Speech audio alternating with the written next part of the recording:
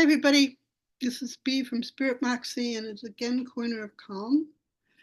And we're here in the United States, it's a little bit tense. Sometimes in our real world, our real day to day life, it's a little bit tense as a result. And so I wanted to talk a little bit about how we can react to tension and even how we can react a little bit to fear.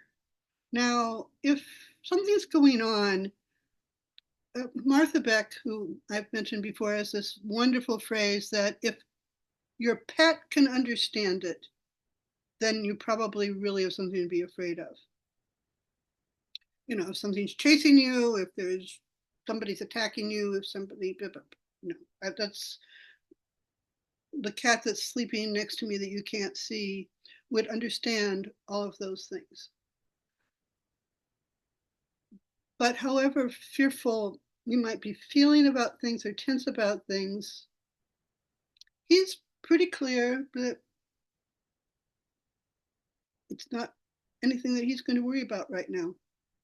So, with that kind of definition, so hold that. But the problem with that definition is that our minds get so busy, we still feel this. We still feel the fear, we still feel the tension. So, name it.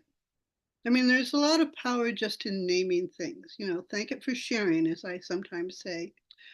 But beyond that, um, you know, breathe into the now. If there's something you need to do it. But I want to give you, I talk a lot about going into presence and going into a place of being when we're fearful or under tension or we've got a lot to do or, you know, we think the world's coming to an end or things. And actually, all that has happened to me this week. And the fastest way I know that is an exercise some of you have done with me in groups. But you can do it anywhere, and that is taking a breath and just looking at that purple thing up here. Let me grab it for you. Happens to be an origami thing that my granddaughter, who's not even living in the United States right now, made, and her dad sent home with me. I don't think she even knows I have it. And I can look at the purple, and I can look at the shape of it, and I can imagine that it's probably a dragon, although her great grandmother made birds, and her father claims he makes things. I haven't seen them, but you know, who am I? So I'm just that particular thing got me out of any conversation around fear or tension or anything. It's purple, and it's my granddaughter's. When I walk down the street, I get intrigued with beauty because beauty is so unexpected. I mean, there are other ways to do this just with colors, just with naming things, but sometimes you just need to look. Like there's two really different roses on my walk to the supermarket.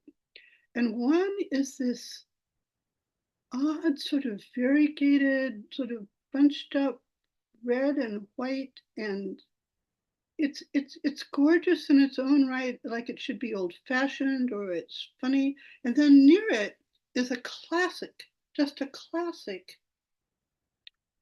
sort of slightly pink rose. I mean, that's all I need to say, and you know what it looks like.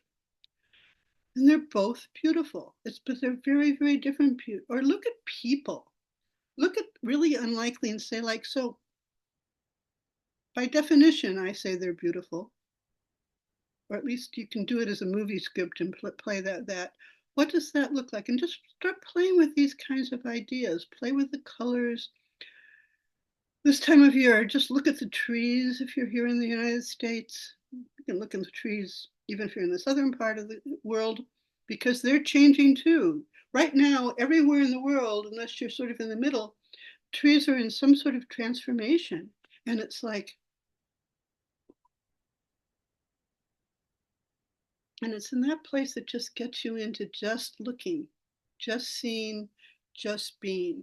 And I invite you to remember that as the whole angst and tension and other things goes floating away and around these days or any kind of day. Thank you.